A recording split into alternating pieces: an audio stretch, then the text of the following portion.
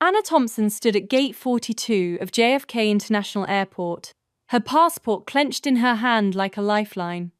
Her suitcase stood upright beside her, polished and packed, with care for what was supposed to be their dream vacation. Her fingers trembled slightly as she refreshed her messages for the 15th time. Still no reply. The last text from Ryan had come almost 2 hours ago. "Hey babe, emergency with Mom. I might be late." Anna's smile, once bright and full of excitement, had long since faded. She stared at the terminal doors, hoping, praying, that any second now he would come running through, breathless and apologetic, arms open wide. But the minutes ticked by, one boarding call, then another. She called, straight to voicemail. She texted again. "Anna, Ryan, where are you? I'm at the gate. Our flight board's in 20 minutes. Nothing. Her stomach twisted into knots. The airport buzzed around her, families hugging, couples laughing, groups taking selfies in front of the departure signs. And there she stood, motionless, in a sea of movement, tethered to the spot by love, disbelief, and rising panic. This was supposed to be their moment. Their first trip abroad, the celebration of 5 years together, a birthday gift she'd saved for, planned, and dreamed of. Yet here she was, alone. Not just physically, but emotionally stranded. The boy she'd built her world around couldn't even show up. She checked Instagram out of habit, and that was her mistake. There, among vacation pictures and coffee cups, was a photo that knocked the air out of her lungs. Chloe Reed, Ryan's childhood friend, had just posted a picture. It was Ryan, sleeping, in her bed. The caption hit harder than any punch. "One call. That's all it takes for him to leave the airport and come home to me. True love." Anna's world tilted. Her knees nearly buckled. She stumbled back onto the nearest bench, heart thundering in her chest. For a second, she couldn't breathe. She felt the heat rush to her face, tears pooling in the corners of her eyes. Her heart raced, not in anticipation, but in sheer betrayal. Around her, people bustled with travel excitement. She sat in devastation, a ghost in the middle of a dream she no longer believed in. He wasn't coming. He had never planned to. She had hoped for an emergency, a hospital visit, a flat tire. Anything but this. She had trusted him. With her time, her future, her heart. She had believed he loved her. But this? This was cruelty wrapped in silence. She looked at the boarding gate one last time. It was the final call. She could stay and fall apart, or she could get on that plane and save what little dignity she had left. Her fingers clenched around her boarding pass. Her body moved before her mind could fully process the decision. She scanned her pass, walked through the gate, and boarded alone, eyes dry, heart shattered. She landed in Rome at 8 a.m. local time, jet-lagged, anxious, and utterly alone. Navigating customs and the bustling shuttle to her hotel was a nightmare with her limited English and no support system. The city's romantic charm mocked her isolation. The hotel room felt cavernous, the king-size bed, a cruel reminder that it was meant for two. She texted him anyway. "Anna, just landed. Are you okay? Is your mom all right?" No answer. She tried to sleep, but sleep wouldn't come. She tried to cry, but even her tears betrayed her, stuck behind shock and numbness. When the buzz of her phone finally came, she reached for it with a small flicker of hope. Chloe posted a new photo. Curiosity became regret in seconds. There was Ryan, again. His body, her bed, Chloe's possessive caption. The humiliation boiled over. She clicked the comment box and, with hands shaking, typed, "I guess sharing a bed without a ring on your finger isn't considered cheating anymore." She hit post, then blocked Chloe, then Ryan, then let her phone fall face down on the floor. She curled into the hotel bed, drew the covers over her head, and let the emptiness swallow her. The next morning, the sun poured through the window like a spotlight on a stage. The pigeons cooed on the windowsill, indifferent to heartbreak. Anna sat up slowly. Her heart still ached, but something inside her had hardened. She was thousands of miles from home, abandoned by the man she thought loved her. But she was still here, still breathing, still alive. She pulled out her travel guide, still creased to the page labelled, "Walking the Streets of Trastevere." Maybe she couldn't change what happened, but she could decide what happened next.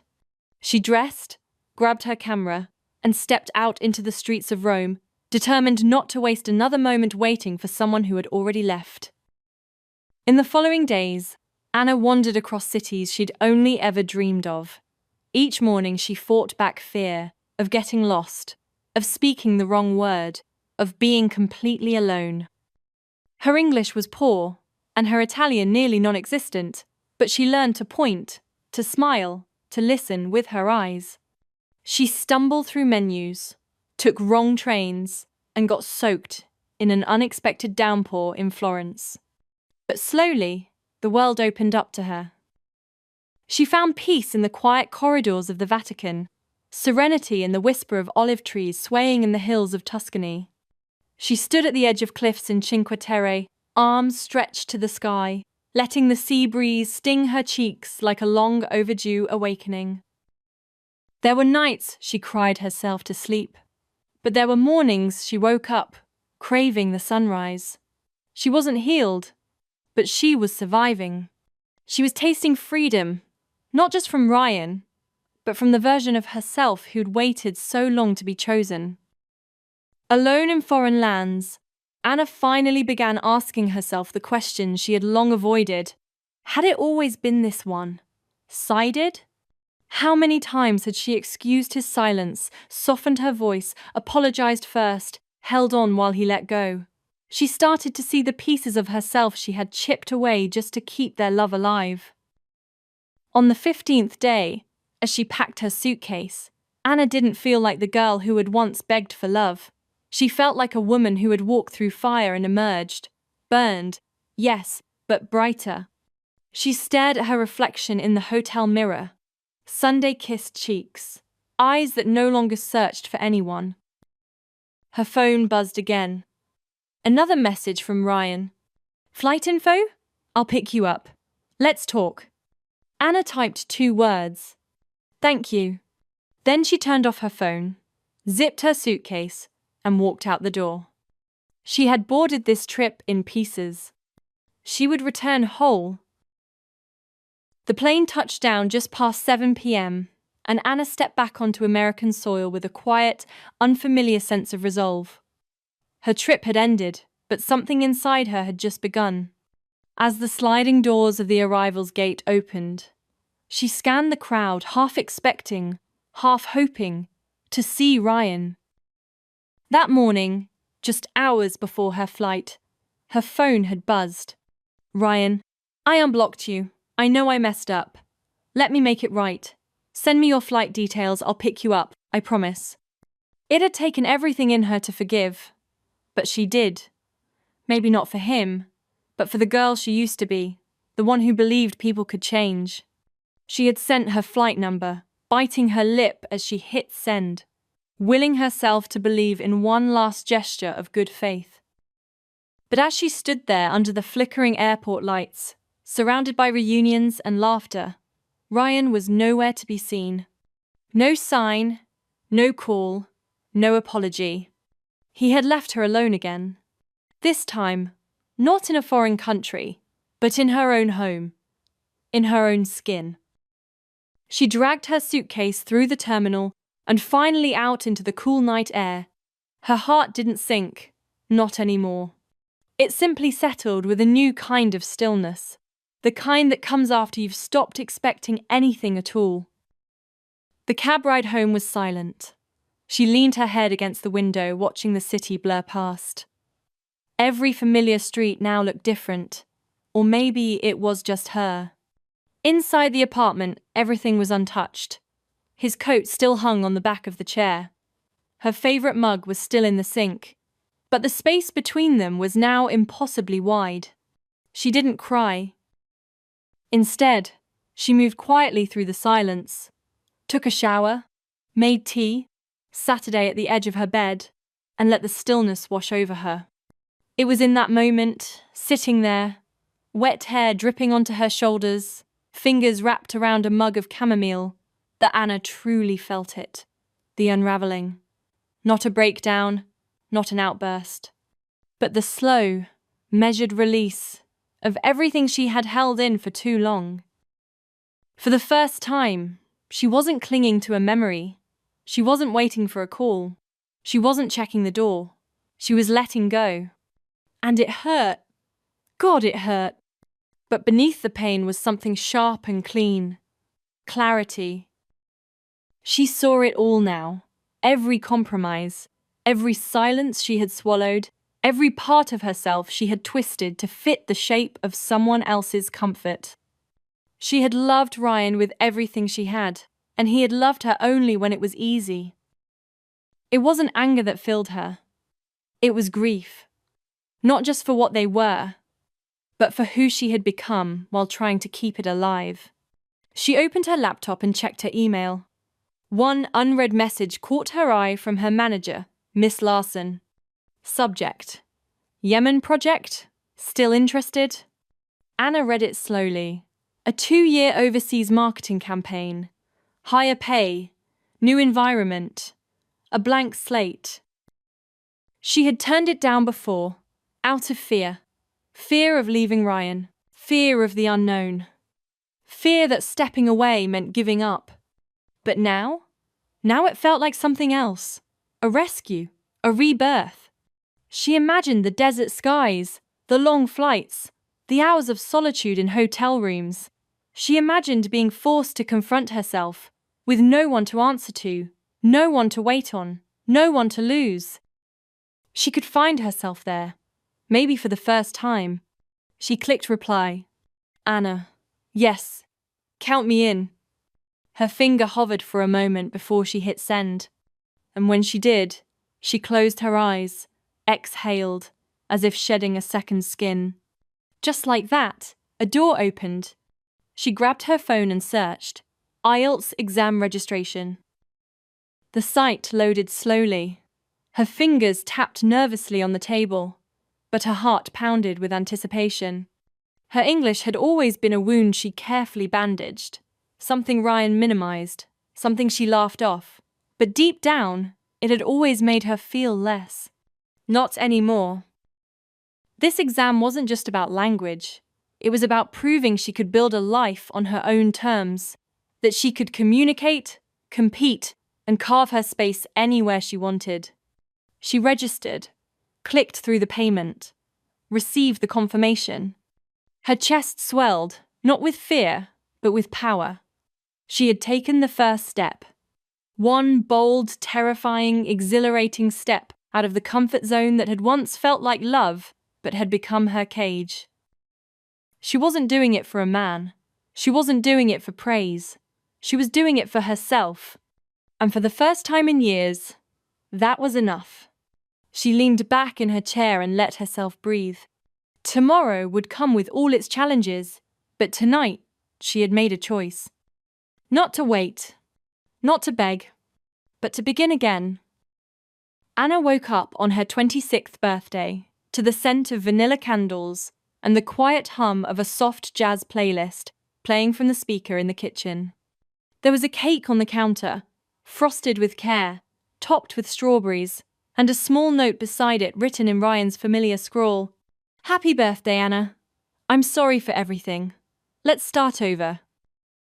The candles flickered in the soft morning light, but Anna stood still, arms crossed, watching the display like a stranger looking into someone else's celebration. This should have touched her. Once upon a time, it would have melted her. But now, it just felt like a performance staged too late.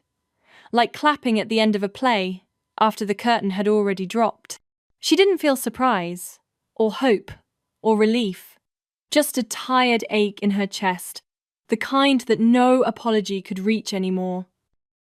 She stared at the cake for a long minute, its neat lettering, the way it spelled her name like a plea. She walked to the fridge, poured herself a glass of water, and sat at the table without touching the note. Moments later, Ryan entered, holding a second plate and a lit candle, clearly rehearsed, clearly expecting her to soften. "I thought we could have breakfast and maybe, I don't know, talk," he said, placing the candle between them. Anna looked up. Her eyes were clear but heavy. "Talk about what?" Her voice was calm. Not cold, but hollow, like someone who had already grieved something no one else knew was gone. Ryan shifted uncomfortably. "About us. About everything. I messed up. I know. But I want to fix it." She gave a small nod, not in agreement, but acknowledgement. Her voice didn't waver, but neither did it rise. "It's a beautiful cake." It was all she said. They sat down to eat. Or rather, Ryan did. Anna moved her fork around her plate with mechanical grace, more out of courtesy than desire. Each bite he took seemed to weigh heavier in the silence between them. He tried small talk. She replied with polite nods. But there was no joy in her nods, no sparkle in her eyes. She wasn't engaging. She was observing, from a distance that only she could feel. Her politeness was not submission. It was control. She had mastered her emotions, built a calm fortress around them, and refused to let him in again. There was no excitement because there was no longer any illusion. She saw him now, not through the lens of hope, but of truth. He was trying. But it wasn't enough. Not anymore.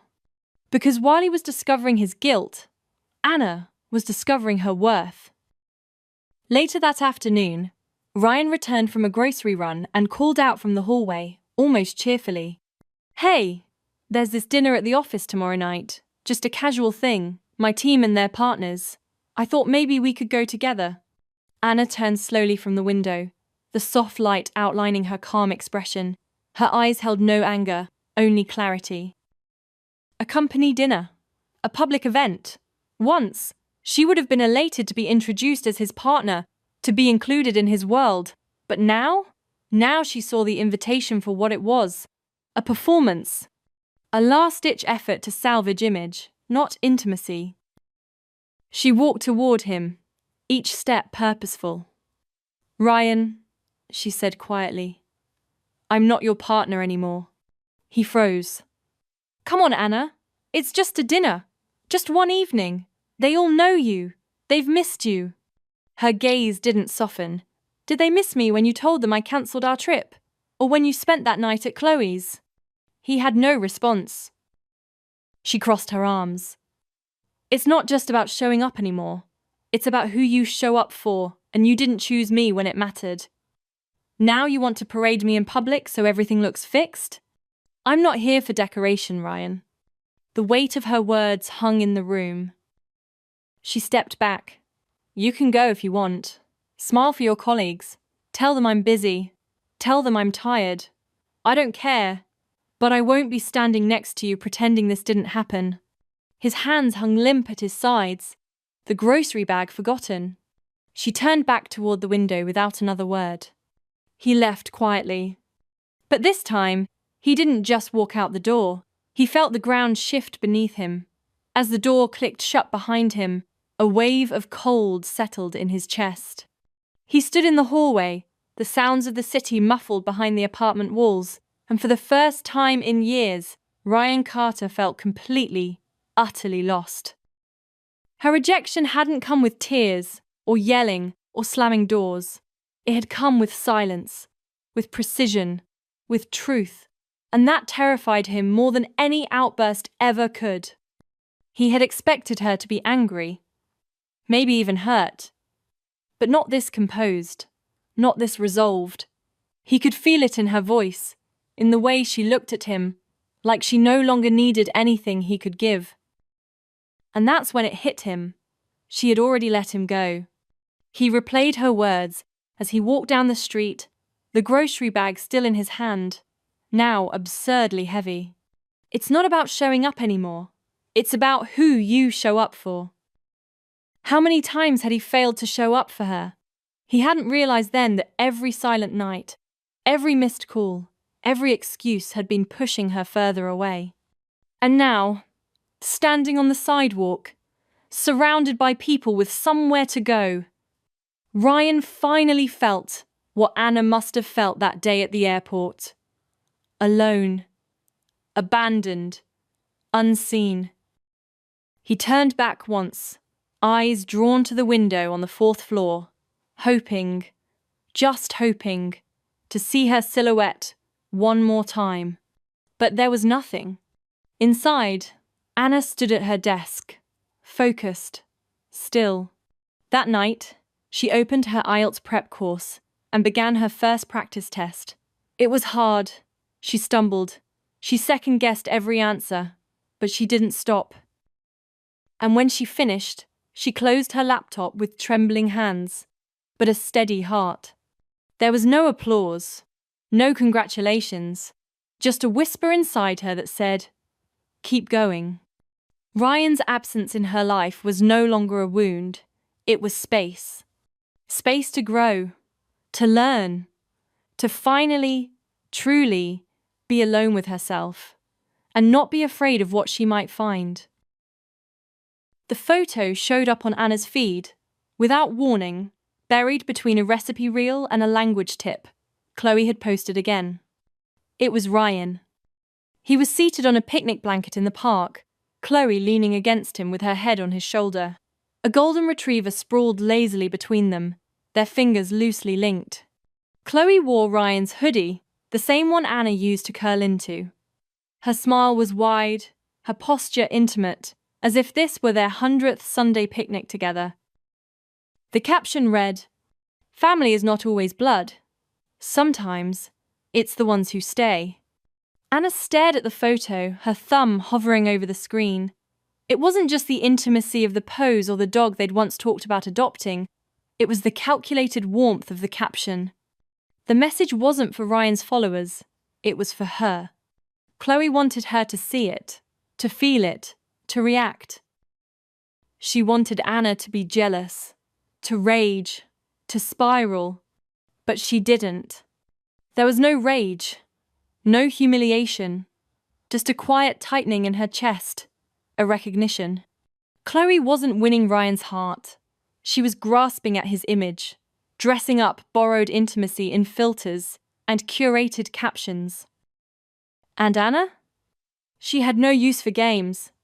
She clicked Chloe's profile, then Ryan's, and she unfollowed them both. No dramatic exit, no accusatory comments, just a decision, a clean break made not out of bitterness, but out of self-respect. It was the digital equivalent of closing a door gently, without slamming it. A quiet declaration that her peace mattered more than proving a point. She could have lashed out, could have exposed truths, started a storm of public sympathy and chaos, but instead, she chose maturity, she chose herself. Because sometimes strength isn't loud.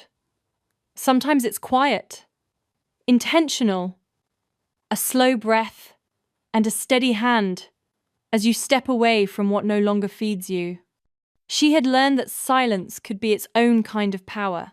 And in that silence, Anna found clarity. Instead of spiraling, she pivoted. She poured herself into her studies with new purpose, not just as a distraction, but as a commitment to growth. Every mock test, every grammar exercise, every carefully studied vocabulary list became a brick in the foundation of her new future. This wasn't just about passing an exam. It was about rebuilding herself from the inside out. Her focus sharpened. Her priorities shifted. She was no longer driven by fear of losing Ryan, but by the desire to find herself. At night, she journaled. Not about Ryan, about herself, her dreams, her fears, her goals. She picked up new habits, morning jogs, herbal teas, breathing exercises. She began collecting postcards from cities she planned to visit once her overseas contract started.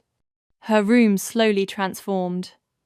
Less of a shared space, more of a sanctuary. And in that quiet sanctuary, Anna learned to love herself out loud. Ryan noticed. She didn't reply to his good morning texts as quickly. She no longer asked where he was going or who he was with. She stopped reminding him about laundry, dinner, dentist appointments. She stopped waiting up. At first, he mistook it for forgiveness. He thought the lack of conflict meant healing, that they were slowly finding their rhythm again. But what he didn't realize was that Anna was no longer orbiting his world.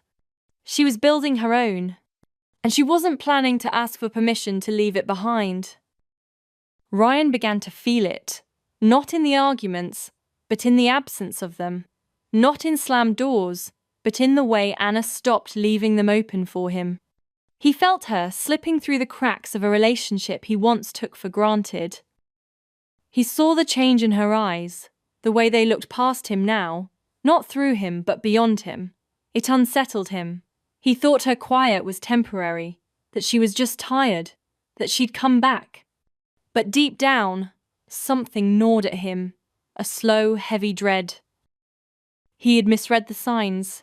Her silence wasn't surrender, it was resolved. Her calm wasn't comfort, it was distance. And one day soon, he'd realize what it meant to be left behind, not in rage, but in peace. And when he did, he would miss her not just for what they had, but for the woman she had become without him.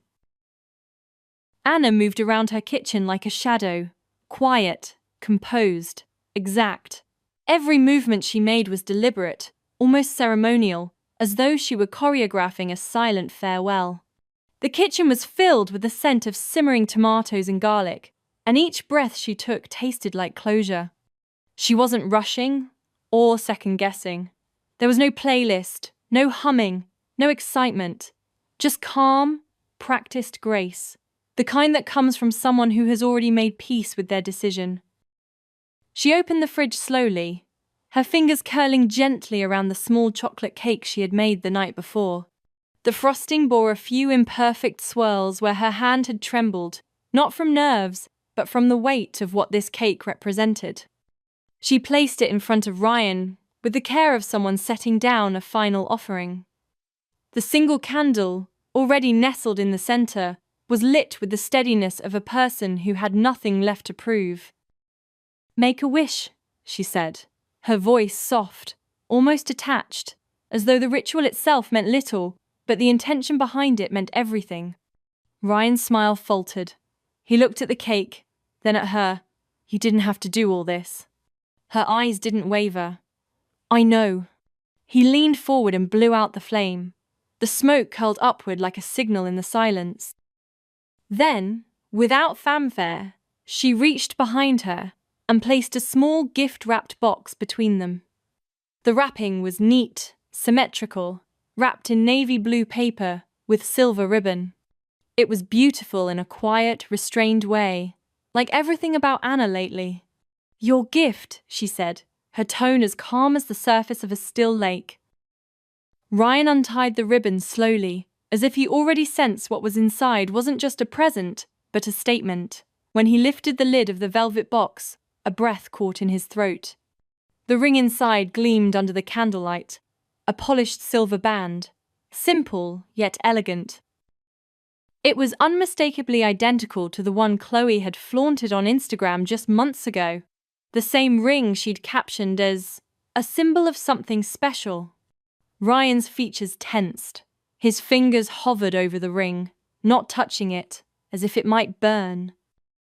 Anna watched him carefully, her glass of wine cradled in one hand, her expression unreadable. "You like it?" she asked, her tone light but her gaze sharp. He looked up, a flicker of something uncertain in his eyes. "It's really nice." "Classy but understated," she murmured. "Exactly how you described hers, back when you said it was just a birthday gift and nothing more." The box shifted slightly in his hand as his grip tightened. "I wanted to get you something that mattered," she continued. her words like silk laced with steel. Something that reflected how well I've listened, how much I've noticed. He tried to speak, but no sound came. Her smile was gentle, melancholic. I saw it, Ryan. I saw the ring on her finger. I saw the text she accidentally sent to you while you were in the shower. I saw the way you looked at her when you thought I wasn't paying attention. I saw everything, months ago. She set her glass down with slow precision, her fingers barely making a sound against the table. But I didn't scream. I didn't confront you. I didn't even cry. I watched. I waited. And I grew out of needing to beg for the truth. He looked down, the ring a gleaming reminder of the cracks he had hoped would stay hidden. It's not a gift, she added, her voice dropping lower, almost tender. It's a mirror, one I hope you'll finally look into, not for me, but for yourself. He swallowed hard, as though the weight of the silver band had tripled. Anna, please, let me explain. She stood then, slowly and purposefully, gathering their plates with practiced ease. Her back was straight, every step measured, not cold, but clear. You can keep it, or return it, or give it to her. It's not mine to worry about anymore. He stood too, reaching toward her as if trying to hold back the inevitable. Anna! She turned to face him, her eyes steady, her voice unwavering, the air between them now dense with finality. I loved you so deeply, I erased parts of myself just to keep the peace.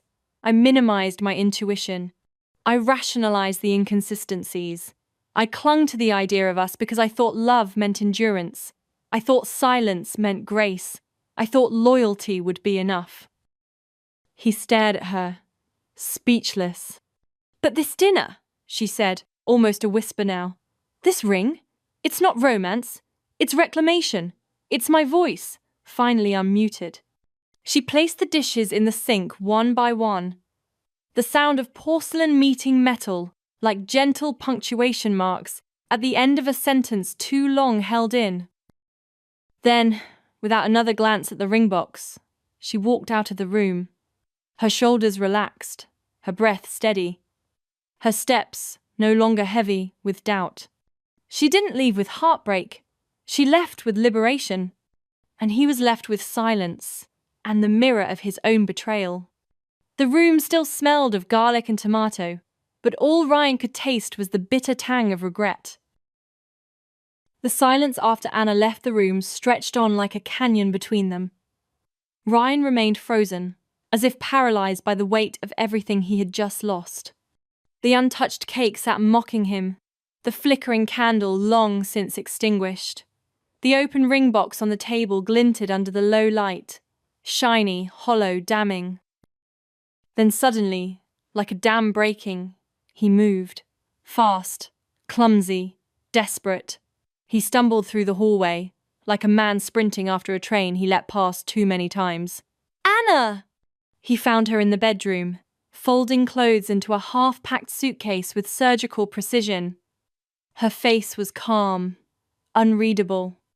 It was the calm that comes after surviving a storm you were never supposed to be in. His voice cracked as he reached for her. Anna, please. You can't just leave. Not like this.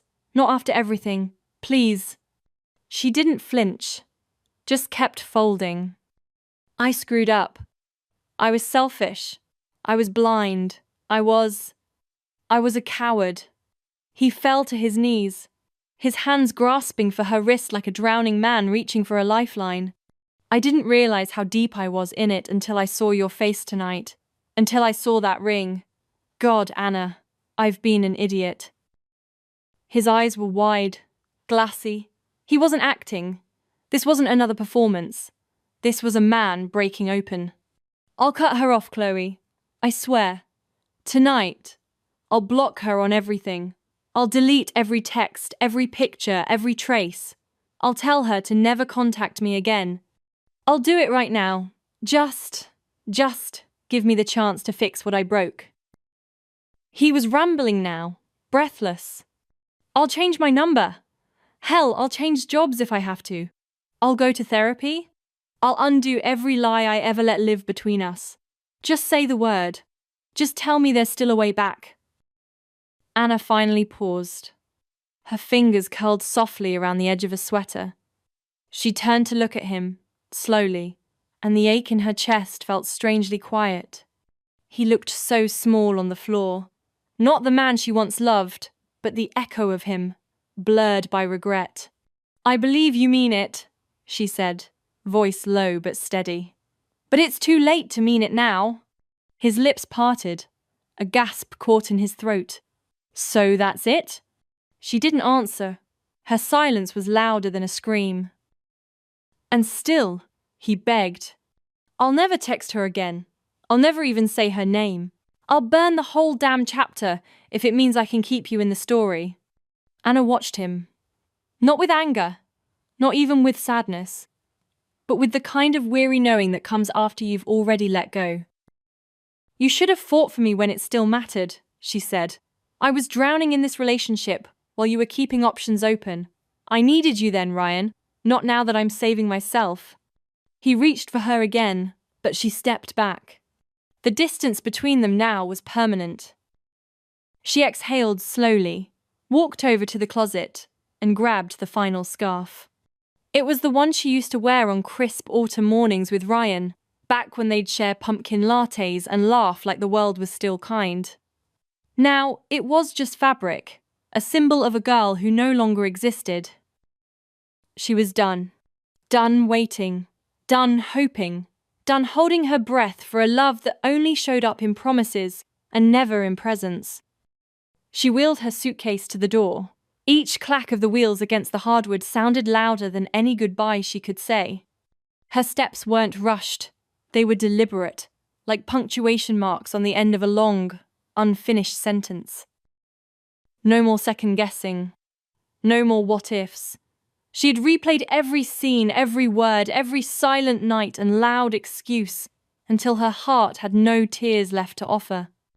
She'd spent too long being the girl who stayed, the girl who forgave before the apology, the girl who clung to fragments and called it forever, the girl who dimmed herself just to keep someone else from feeling small.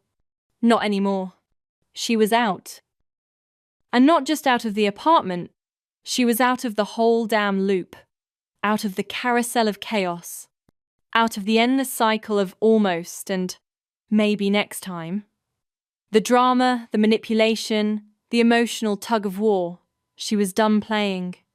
She was closing the tab, logging out, and ghosting every version of herself that had begged for crumbs like they were gold. In the mirror by the door, she caught her reflection, hair thrown up in a messy bun, a hoodie that hugged her like armor, her puffer jacket zipped up to the chin, sneakers worn but solid beneath her. She didn't look like the girl who used to write his initials in the foggy bathroom mirror. She looked like the woman who'd finally figured out she was the damn prize. She popped in her earbuds, her fingers not even trembling. With a quick flick, she queued up her glow-up playlist, each song a reminder that she was no longer broken, just rebuilding. The bass dropped like a battle cry just as she stepped into the hallway, head held high. No tears, no regrets, just rhythm. Just a silent, savage peace that wrapped around her like a new skin. Because she wasn't leaving in pieces. She was walking out whole. She was walking out powerful. And for the first time in years, she wasn't looking back. The rooftop bar was vibing, soft laughter, fairy lights overhead, and chill music setting the tone. Anna stood by the railing, sipping on her sparkling water, dressed in a navy wrap dress and sneakers, hair slicked back in a ponytail. No glam, no theatrics. Just her, clean, confident, collected. Her crew had pulled together this farewell party to send her off before her new gig overseas. Everyone who mattered had showed up, except one. She low-key figured Ryan wouldn't come. After everything, surely the dude got the memo. But then, it hit. That instant crowd silence. Conversations paused like someone hit mute, heads turned. And there he was. Ryan. Looking straight up, wrecked. His usual sharp fit was all messed up, blazer wrinkled, tie hanging like he lost a fight with it, dark circles under his eyes, like he hadn't slept since she walked out. In his hand, a tiny black box, clutched so tight it looked like it was holding him together. He didn't strut. He stumbled, like gravity was pulling all his regret to the surface. Every step screamed, "I messed up." "Anna," he said. Her name dropped from his lips like a lifeline. She turned, unreadable. "Ryan, I couldn't just let you bounce without trying," he stammered. "I know I'm the last person you want to see right now, but I had to show up. I had to say this." Then, boom, he popped open the box. Inside, a silver ring. Sleek, minimal. But more than that, it was the ring. The exact one she had picked out, wrapped with shaky hands in quiet hope, for his birthday last year. The one he never unwrapped because he never came home.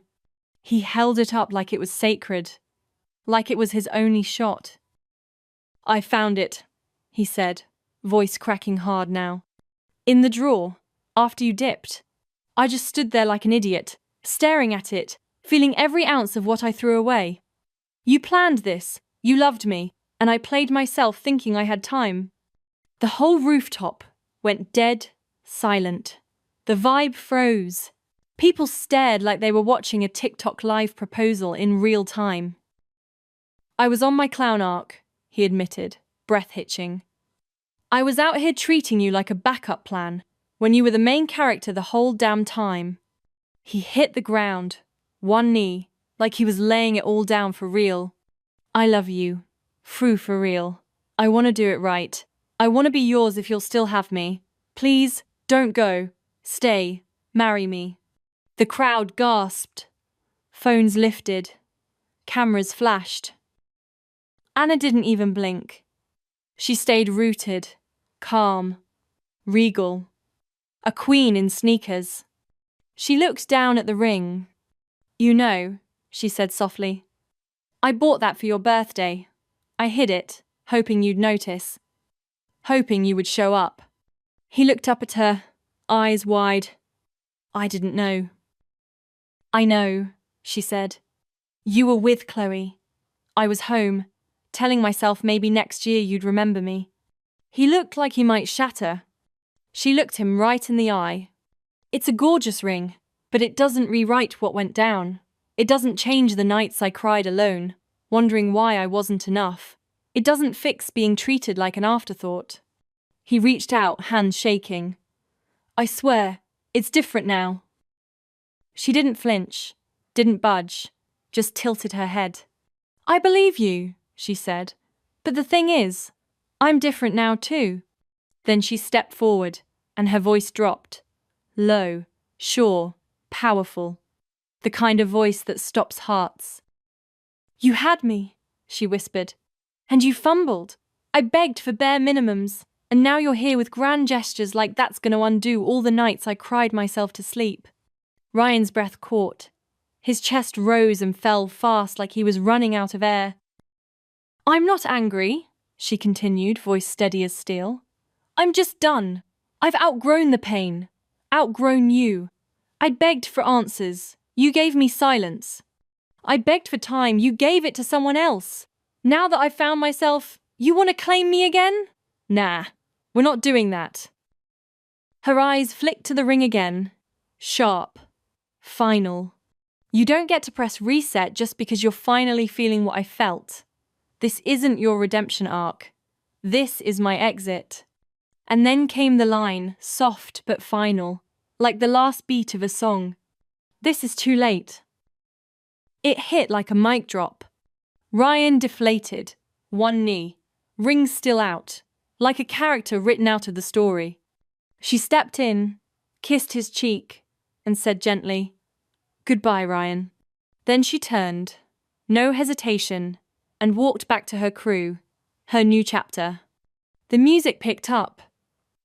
The lights blinked back to life. Laughter sparked. And Ryan? Still stuck, Still down bad. Still holding the ring that never stood a chance. Because sometimes the realest ones leave without slamming doors. They just don't come back. The apartment was still. No noise. No lingering scent of his cologne. Just Anna standing by the doorway, holding the keys in her hand like they weighed nothing, even though they once unlocked a whole chapter of her life. One last glance. Not out of nostalgia, not to reminisce, but to confirm that she hadn't left behind anything that mattered. Because the only thing that ever truly mattered, her self-worth, her peace, her power, was already packed inside her. She stared at the keys a second longer, then extended her hand and laid them gently on the table. No dramatic drop, no passive-aggressive clatter, just a clean, deliberate goodbye. It was quiet, but it echoed like thunder. That simple action said everything words never could. This wasn't a girl walking away with trembling hands. This was a woman choosing herself, full stop. In the next room, behind a door left ajar, Ryan sat on the floor like a shadow of the man he used to be. His head was in his hands, breath uneven, eyes bloodshot and glossy. He hadn't left the room since she said no. Since her voice, soft but immovable, broke him in a way no scream ever could. Then it hit, all of it, every little thing he took for granted. And the tears? They came hard. He wasn't just crying, he was sobbing. Loud, messy, chest-heaving sobs, the kind that shake your whole body, the kind that leave your shirt soaked, the kind that don't stop when you try to breathe. He was full-on ugly crying, face red, eyes swollen, nose running. The type of cry that makes your voice crack when you try to whisper, "What have I done?" He didn't even care anymore. No hiding it, no trying to hold it together. He let himself fall apart, raw, exposed, broken in the quietest way. Because for the first time, he realized he wasn't the main character in her story. He was the villain in her origin arc. And she just turned the page. He could hear her footsteps. The ones he used to take for granted. The ones that used to rush toward him with love, not away with resolve. When the door clicked shut, he didn't move. Because in that moment, every memory flooded back. The laughter in the kitchen, the quiet goodnights, the texts she used to send when he was running late, the way she always asked, "Did you eat?" Even when they were fighting. Now, silence. He didn't cry because she left. He cried because he finally understood she wasn't his to keep. She had always been her own person. He just never saw it because he was too busy trying to own what he should have cherished. And now, she was gone. Anna walked out of the building with the poise of someone who had finally returned to herself. Her suitcase trailed behind her, its tiny wheels echoing like a countdown to freedom. The wind nipped at her coat, but she didn't shiver. She didn't flinch. She felt alive. At the airport, she moved like a woman on a mission. Each step through check-in was a release. She let go of everything. The doubt, the hurt, the years spent molding herself to be palatable for a man who never truly saw her. She was done. When her boarding group was called, she didn't pause, didn't look back.